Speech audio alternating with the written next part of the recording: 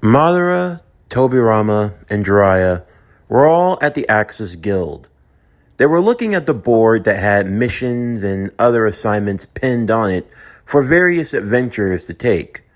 Along with that, there were also news bulletins, reports, and other things from the countryside and far away. This was their only way of gathering intel, seeing as how they had no way of knowing how the terrain worked in this world. Even with a map, they wouldn't have any idea of where they were going, so this was the only place to get reliable information. You could say it was their old shinobi habits kicking into gear, always having an ear to the ground, listening to reports and rumors and things that could be heard. But yet, despite their best efforts, they had made no headway in finding where Hashirama Senju was.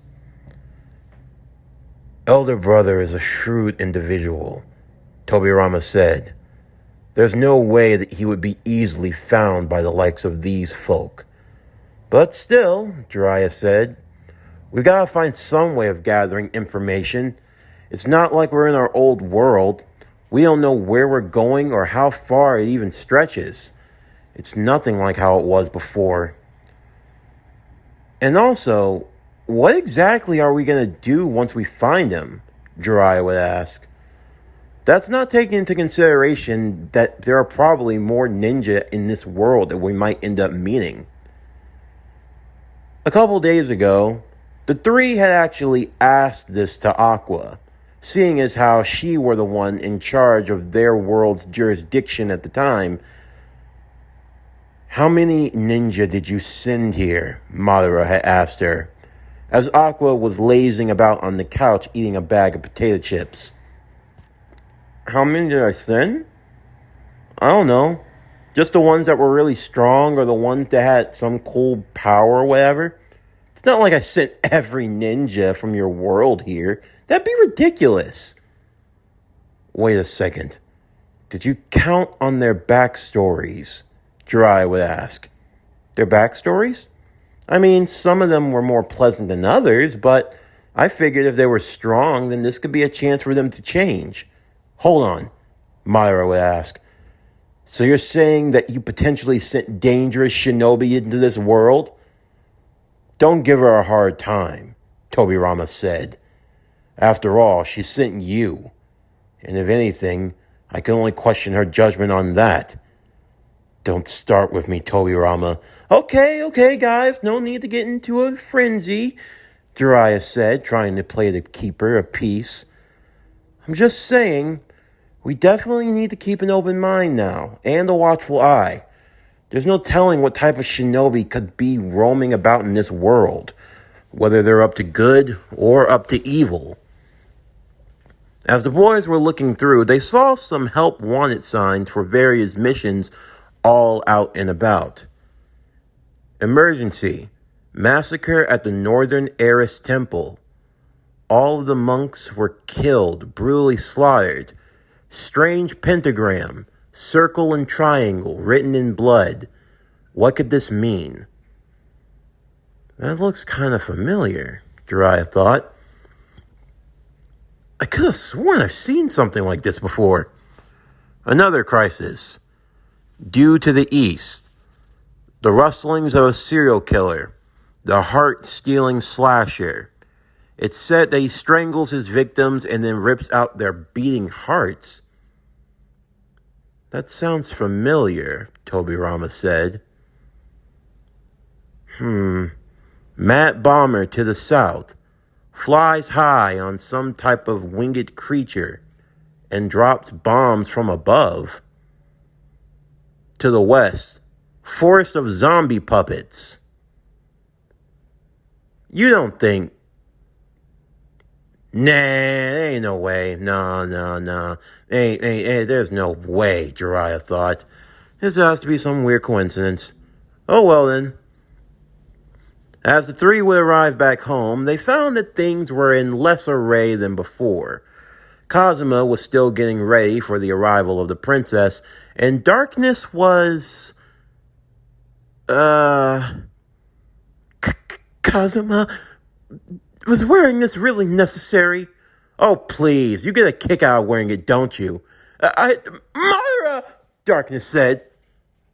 Darkness tried to cover herself as she was dressed as a maid, a very skimpy maid. Madara didn't really care too much about it. Tobirama didn't care much either, but Jiraiya was a different case. Holy crap, baby! Ooh, whoa, yeah. Yes, this is what I've been talking about.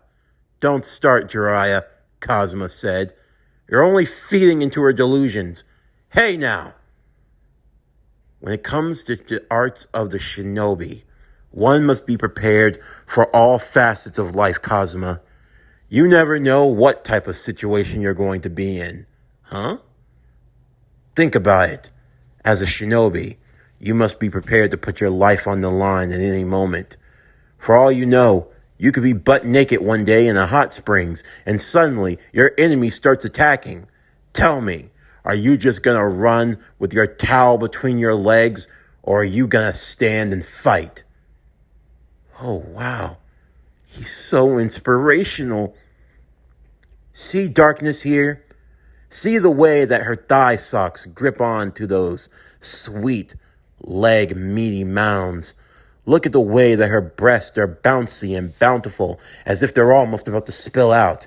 Yes, in a situation like this, she would be highly compromised. However, she has assets that work to her advantage. Jiraiya, what are you? Don't worry about it. Just focus. You have to be prepared. The enemy will try to come at you from every direction. Every direction? That's right. They're going to try to penetrate your walls from above and below. They're going to try to get through your defense, but you can't let that happen. It doesn't matter how hot, how cold, how gritty or grimy or slimy or dirty things get. Grimy. You can't break. You can't break, Darkness. I can't break. I can't break. That's right, Darkness. You don't break no matter what. You know why? Because a good girl doesn't break under... Okay, well, you knock it off, Madara said, as he hit everyone on the back of the head for this foolishness. Ow! Damn it! Madara! Jiraiya yelled. Why me? Kazuma said. Ow! But he's right. We do need to get ready for Princess Iris's arrival. I swear. Children. I work with a bunch of children, Madara thought. In the meantime, Wiz was still doing well at her shop, as everyone was still selling out for the new items that were coming in. Thankfully enough, Kazuma was pulling his weight when it came to the financials. Whatever world he came from, they had unique items and tools that he recreated here.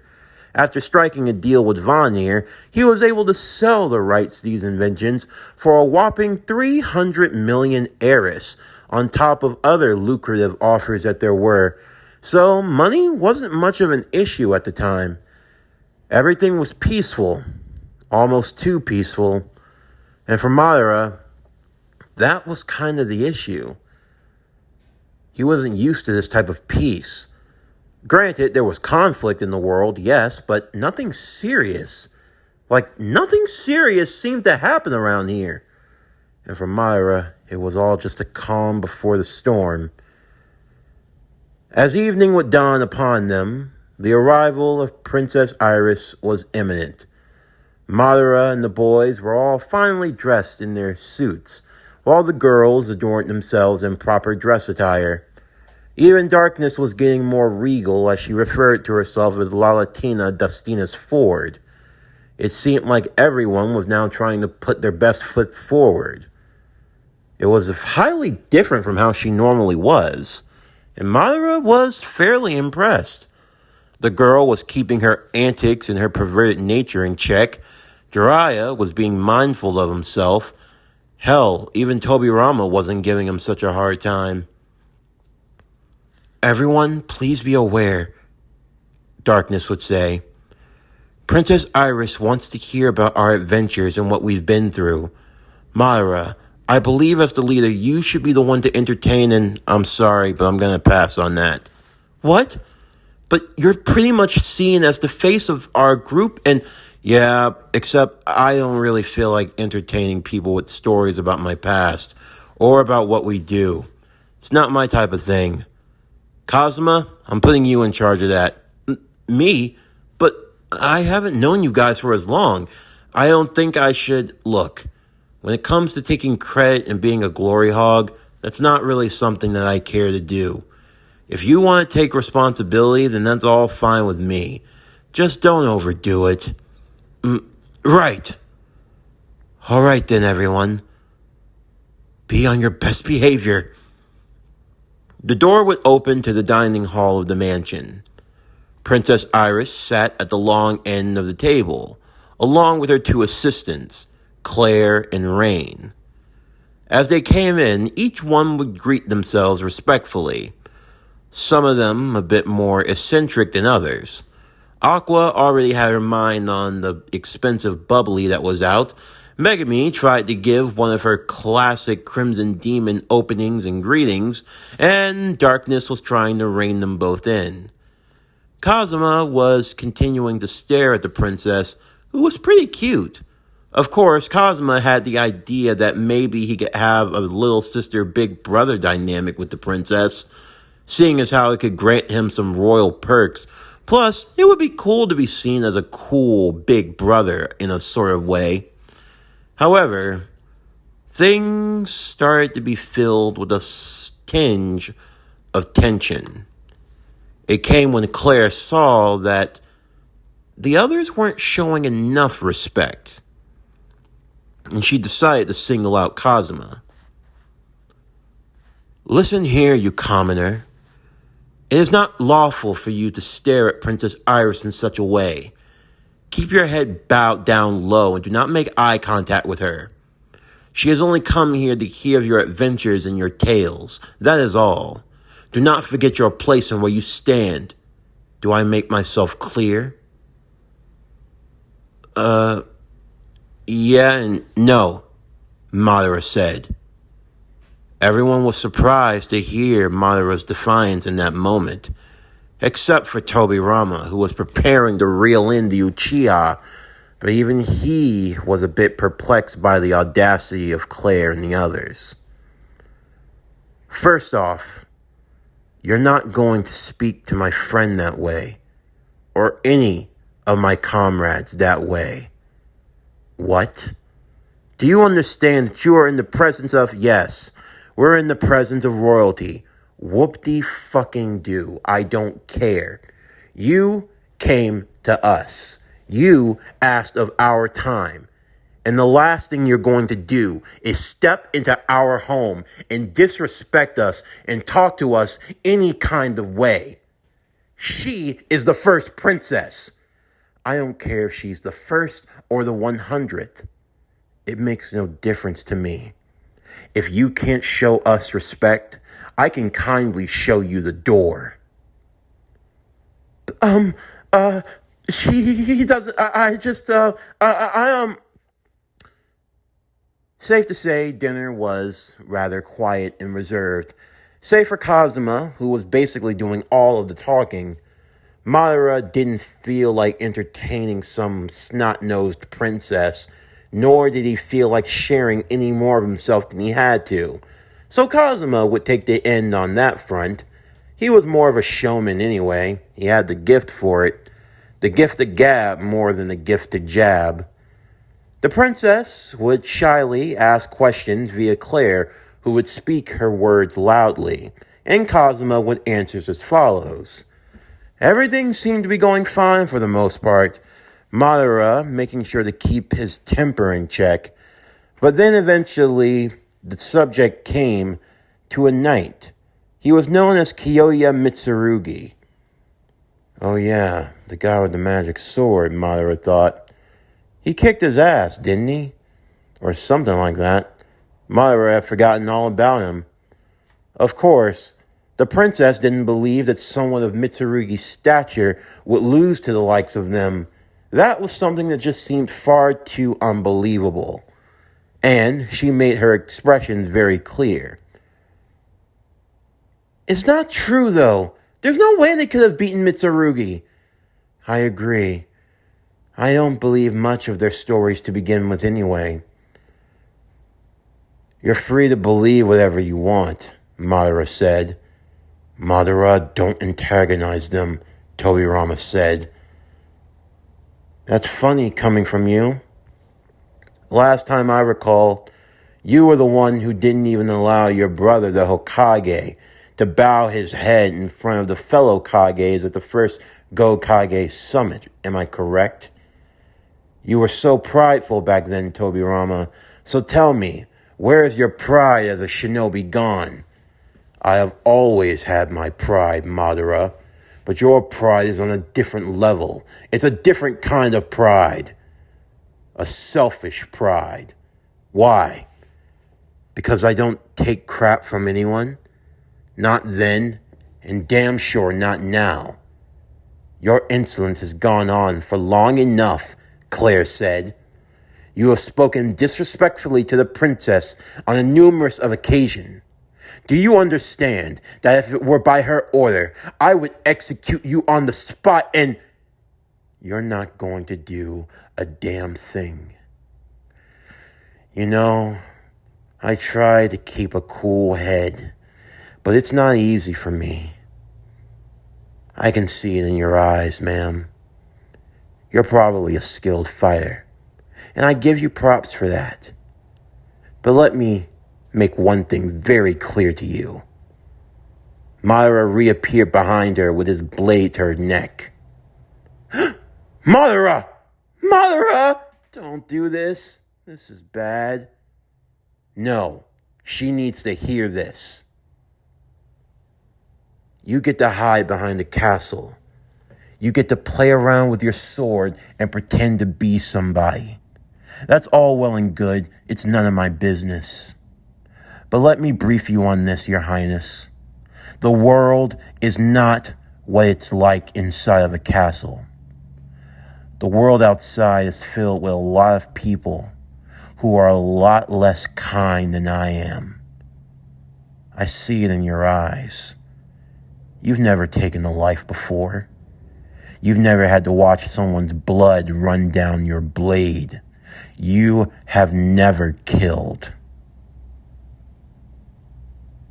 By the time that I could barely walk, I already knew what it was like to take a life. And where I'm from, you don't whip out a sword unless you intend to use it. So let me leave you with this. You would be careful of how you speak to others, because there are many, and I mean many, who don't take disrespect lightly. And there are many who would drop you like a bad habit, leave your body to rot like a carcass in the wind, and they won't even think twice about you. Your Highness, take that into consideration whenever you meet people. It's old, but timely nonetheless. Treat people how you want to be treated. Madara would let Claire go in that moment as he walked back to his seat, finishing his meal before leaving out the door. He was going to go see Wiz. He didn't really care about entertaining a princess or prattling on pretending to be something that he wasn't. Tobirama would follow him. As he was walking on the outside, he could feel the presence of the Senju. If you're going to give me another lecture, I don't feel like it, Tobirama. That's not what I was doing. I just wanted to say you're not wrong. It probably killed you to say that, didn't it? More than you know. I may not like you, but I do respect you as a fellow shinobi. And you're not wrong for what you did. Yeah, I doubt it matters now. I'm gonna go see Wiz. I've already ruined the night and pissed everyone off. Darkness would comfort the now scared and cowering Princess Iris. It's okay, Your Highness. My friend can be a little rough at times, but I assure you, he doesn't mean you any harm. But he is right. You should learn to treat people with respect. I'm sorry. Hey now, no need to have a sour face, Kazuma said. Madara's a lot of things, but in the end, he's still a hero. I don't know about that, Aqua said as she downed her third bottle of bubbly. He fights and protects everyone in this world. And I promise, no matter what, if you're ever in trouble, he'll come help you too, along with all of us. Really? Wow, Kazuma, you're so cool. You think so? Guys, she thinks I'm cool. Good for you, Aqua said. That makes one of us. Look here, you useless goddess. Useless? Who you calling useless? Well, if the shoe fits, mister. Oh, please. Now she's about to go into a drunken tirade. Who brought out the bubbly? I just wanted things to go smoothly, Darkness said. Don't worry, baby girl, Jiraiya said. I got this. I don't got this, but, I got you. And that's the more important thing. As dinner would come to an end, Princess Iris, along with her attendants, were preparing to teleport themselves back home. As everyone were preparing to say their goodbyes, Kazuma would lament the fact that their time, while short, was pretty enjoyable, and he had hoped that maybe they could see each other again sometime.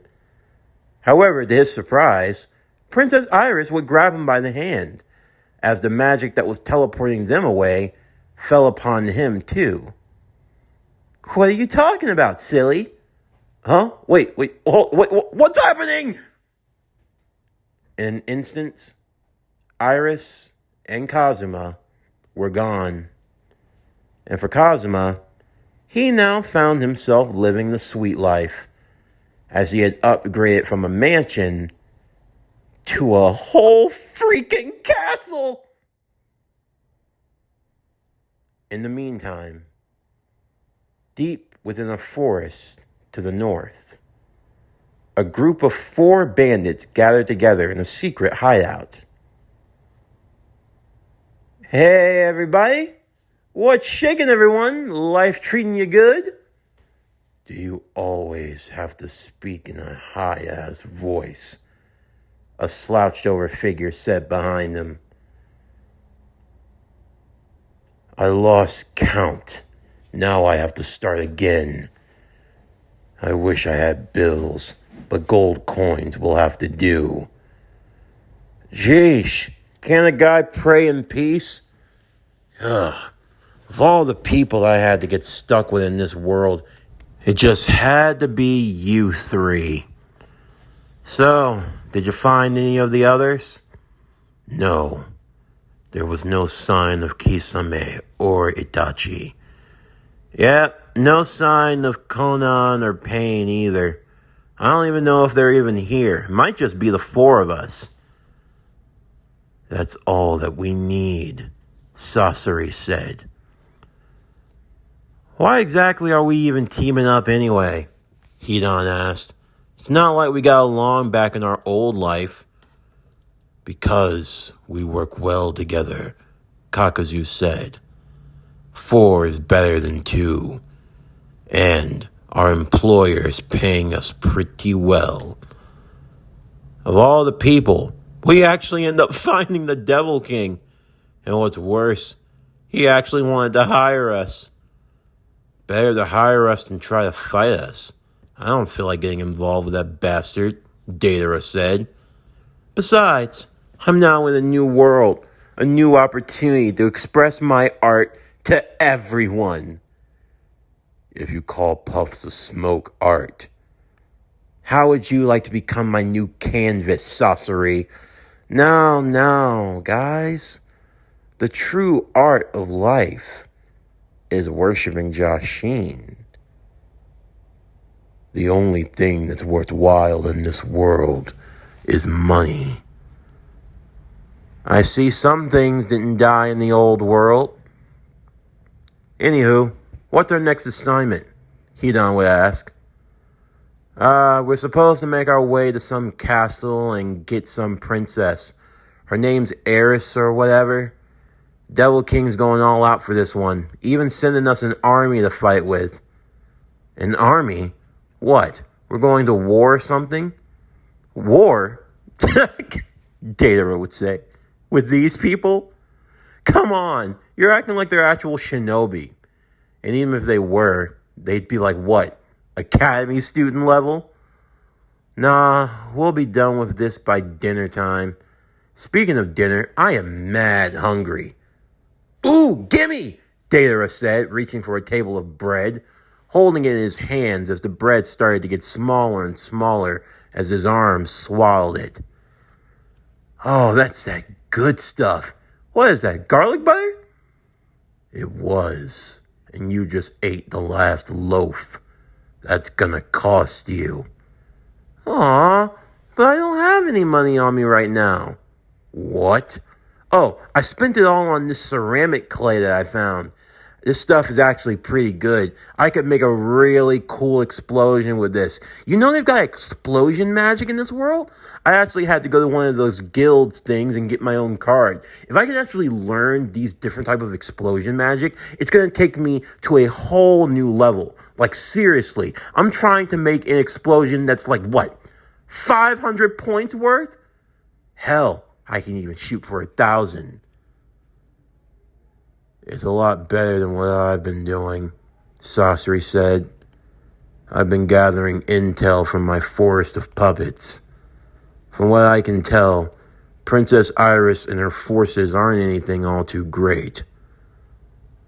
Good, Kakuzu said. We'll coordinate with ourselves and get a new strategy going. We'll pinpoint the weaknesses of this castle and this kingdom. We take them down, we grab the princess, and more importantly, you find anything of value, you swing it my way. Yeah, Hidan said as he grabbed his 3-bladed scythe. There was a little village not too far from here. I'm gonna go practice my faith, if you know what I mean. Anybody want to come spread the word? What? No. I have better things to do. Sasori? I could use a few more puppets.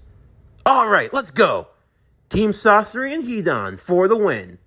See ya, losers. And so much for that, Datara thought. So, Kakuzu, my man, where are you going? Kakuzu made sure to open the door wide as Hidan and Sasori were halfway down the road. Hey! Huh? What is it? Make sure you bring back the money! Okay? Idiot. Let's get a move on, Sasori. If you don't care about money, why do you bother bringing it back? What can I say? It makes him happy. And you know what makes me happy? Expressing my love of Jashin to everyone.